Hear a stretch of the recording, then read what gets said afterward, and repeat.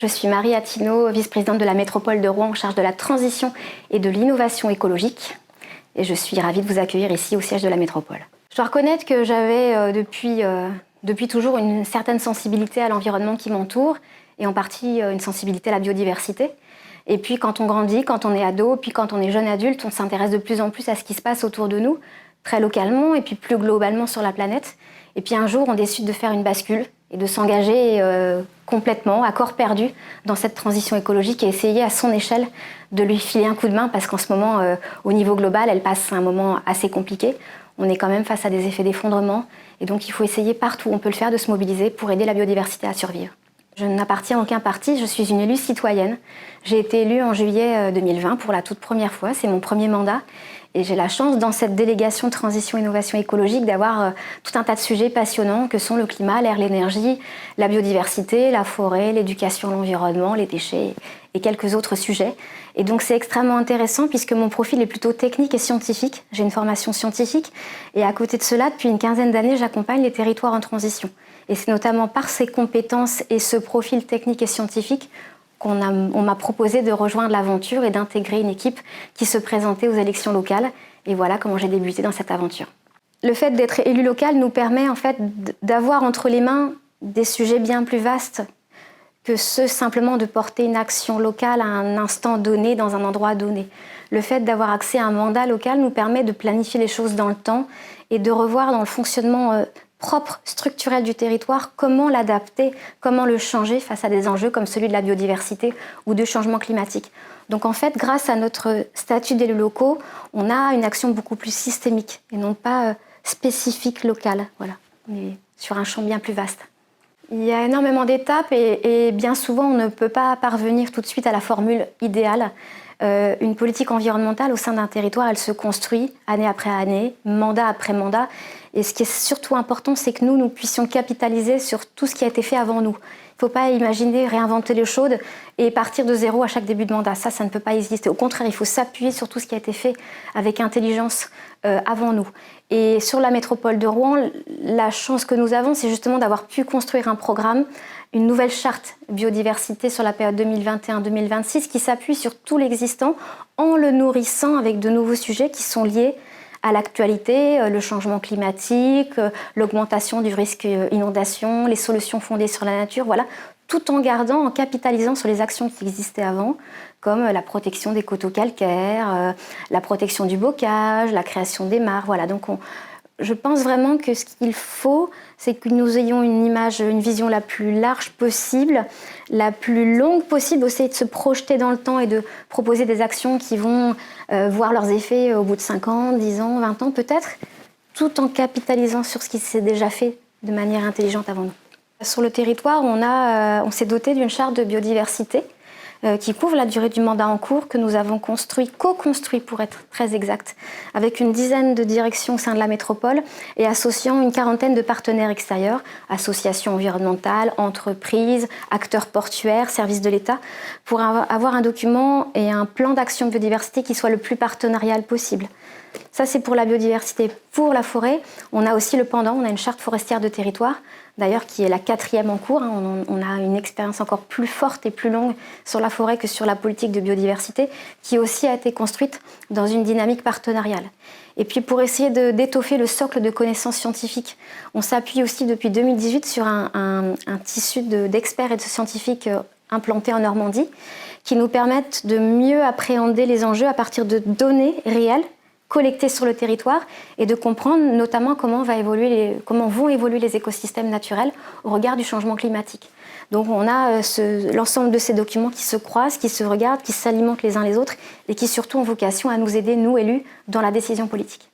C'est peut-être le sujet le plus délicat du siècle, c'est celui d'anticiper les changements climatiques, mais en particulier sur le territoire de la métropole de Rouen, le risque inondation. Puisque nous sommes une métropole qui est encore dans l'estuaire de Seine, on s'imagine qu'on est loin de la mer, donc on n'est pas soumis à l'influence des marées et ce qui se passe en mer. Or, on est vraiment, nous, liés. Et chez nous, d'ailleurs, la Seine monte 2 fois par jour et descend 2 fois par jour. On est dans l'estuaire. Et donc, tout ce qui va se passer en mer va avoir des répercussions sur notre territoire. Clairement, si, comme l'annoncent les scientifiques avec lesquels nous travaillons, le niveau de la mer s'élève entre 60 cm et 1,10 m, nous en aurons des répercussions en Seine, et donc nous en aurons des répercussions sur le territoire de la métropole. Et donc il faut qu'on soit dans une politique à la fois de conservation des espaces naturels, de restauration là où ils ont été dégradés, et d'adaptation pour aider le territoire à préparer ces grands changements, à se préparer à ces grands changements. Et en particulier, il nous semble que les solutions fondées sur la nature, la création de zones d'expansion des crues, la création de l'utilisation du génie végétal et du génie naturel en bord de Seine, peut-être la renaturation des espaces urbains pour lutter contre les îlots de chaleur. Voilà. Toutes ces solutions vont être capitales et décisives pour nous permettre en 2050, en 2080 et en 2100 d'être encore dans un territoire vivable malgré sa vulnérabilité. Pour être tout à fait honnête, on commence à le voir, on commence à peine, puisque ce sont des sujets sur lesquels on voit les résultats de nombreuses années après la mise en œuvre des actions, et on débute, on a encore énormément de choses à faire. Parmi notamment les grands changements que nous devons encore opérer, il y a l'adaptation des documents d'urbanisme et d'aménagement du territoire. Et je pense que pour la plupart des métropoles françaises, la question se posera tôt ou tard. Il faudra certainement modifier nos SCOT et nos PLUI pour les rendre adaptés à la lutte contre le changement climatique et à l'adaptation au changement climatique. Donc ça, c'est un premier enjeu. Ensuite, certes, l'action locale ne permet de bénéficier que de bénéfices et de co-bénéfices locaux. Mais c'est aussi pour cela que nous devons travailler à des coopérations interterritoriales. Et c'est ce que nous faisons ici en Vallée de Seine, puisque nous coopérons sur ces enjeux climatiques à la fois avec l'amont, c'est-à-dire le site parisien, la ville de Paris, la métropole du Grand Paris, et avec la communauté urbaine du Havre, puisqu'évidemment la Seine, la Vallée de Seine, répond à une continuité, et les enjeux climatiques sur des échelles quasiment minuscules pour ce qui est la globalité du climat sont les mêmes à Paris et au Havre. Et donc on a aussi des échanges extrêmement rapprochés pour anticiper ces effets avec nos métropoles et nos collectivités voisines. Certes, la présence de la biodiversité et de la nature en ville, et puis naturellement à la campagne, c'est important pour tout un tas de systèmes et de fonctions et de systèmes écosystémiques, on est complètement d'accord, mais il nous semble aussi, surtout dans des villes très urbaines, comme la métropole de Rouen, que la présence de la nature en ville a un effet bénéfique aussi pour le fonctionnement des individus, pour leur équilibre, pour leur bien-être, pour leur équilibre psychologique aussi, puisqu'on est quand même dans une société qui se pose plein de questions, et les gens peuvent être soumis à des tas de contraintes, des tas de stress, des tas de choses qui sont anxiogènes, et le fait de pouvoir remettre un peu de nature en ville, de débitumer là où on peut le faire, de remettre des arbres, de revoir le retour des papillons, des insectes pollinisateurs, ça contribue aussi au beau, et le beau, intérieurement, ça fait de belles choses aussi. Dès qu'on applique ou qu'on apporte un changement au centre-ville, ça suscite plein de questions et plein de réactions. Et on entend souvent beaucoup plus les réactions négatives, ce qui ne veut pas dire qu'il n'y a que des réactions négatives. Il y a aussi parfois plein de gens qui sont ravis, mais ils ne viennent pas nous le dire. Mais avec le temps, on voit les effets très bénéfiques et les gens, a posteriori, sont plutôt satisfaits de ce qui s'est réalisé. Et même sur des sujets très sensibles comme la renaturation du centre-ville, ou parfois même l'extinction de l'éclairage public en nuit profonde, qui sont quand même des sujets sensibles.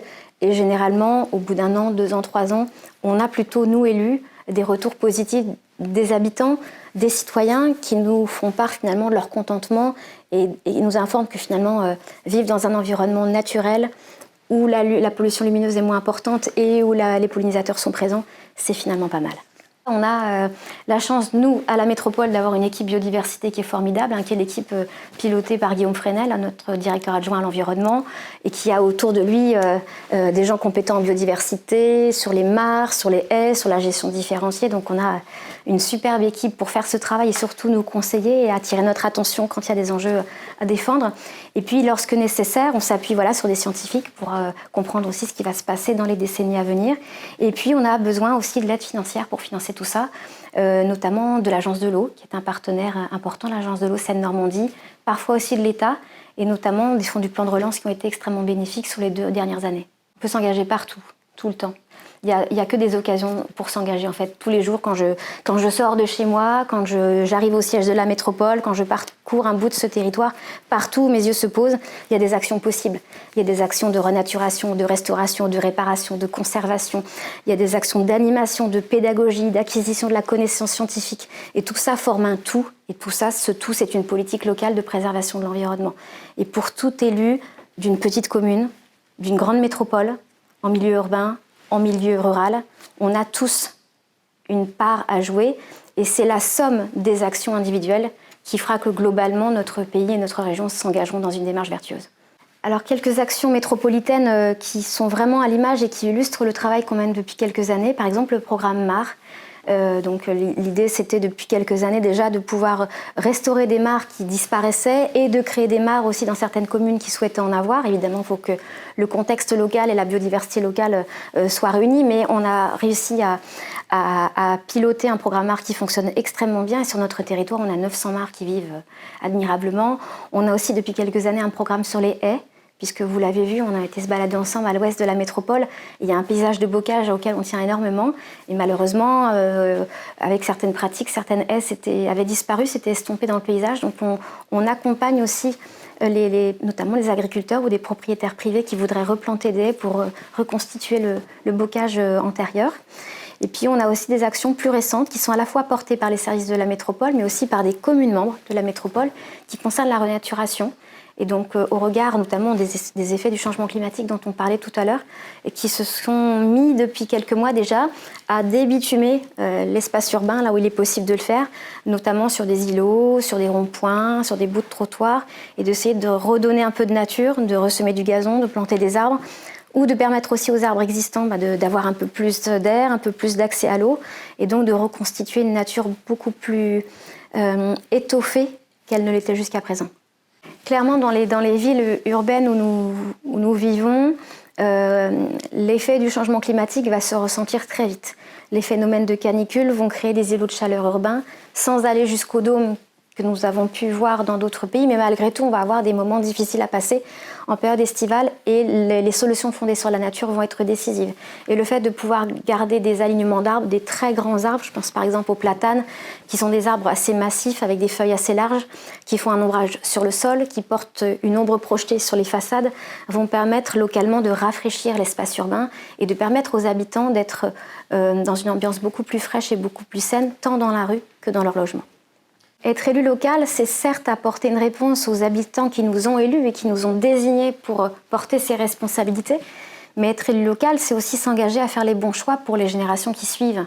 Les générations d'élus qui nous suivent, les générations d'habitants qui nous suivent, les générations d'enfants qui sont là et qui seront un jour les habitants de ce territoire, les entreprises de ce territoire, les enseignants de ce territoire. Et notre rôle aussi, c'est de leur préparer le terrain et de s'assurer qu'après nous, le monde dans lequel ils vont vivre sera le plus vivable et le plus désirable possible. Et donc, on doit essayer de s'émanciper des limites et des frontières de nos délégations et des limites et des frontières de nos mandats qui finalement sont très très courts. 6 ans, ça passe très très vite. Et d'essayer de nous projeter en imaginant des choses qui vont avoir un impact à 10 ans, à 20 ans, à 30 ans. Aujourd'hui, dans ma mission d'élu et avec l'équipe, la belle équipe qui m'entoure, ce qui nous préoccupe tous les jours, c'est comment vont vivre les habitants de ce territoire en 2050. Et ça se prépare aujourd'hui en 2022. C'est très important d'avoir l'impression d'œuvrer pour le bien commun, mais en fait, c'est la plus belle des nourritures, en fait. C'est quelque chose qui nous nourrit tous les jours quand on fait une action positive en tant qu'élu, en tant qu'agent. Et on sait que cette action, c'est pas simplement une activité parce qu'on nous a demandé de le faire. C'est parce qu'elle a un intérêt, elle contribue à l'intérêt général. Elle contribue à la sauvegarde des générations futures. Elle contribue à recréer du lien, un lien qui a disparu entre la nature et l'homme. Elle contribue aussi, parfois, à favoriser une économie qui sera compatible avec la préservation de la biodiversité. Et en fait, tous les jours, on avale une goulée d'air frais en exerçant ces missions. Et je vous invite vraiment, autant que vous soyez, à vous engager pleinement, vous verrez que ça fait du bien.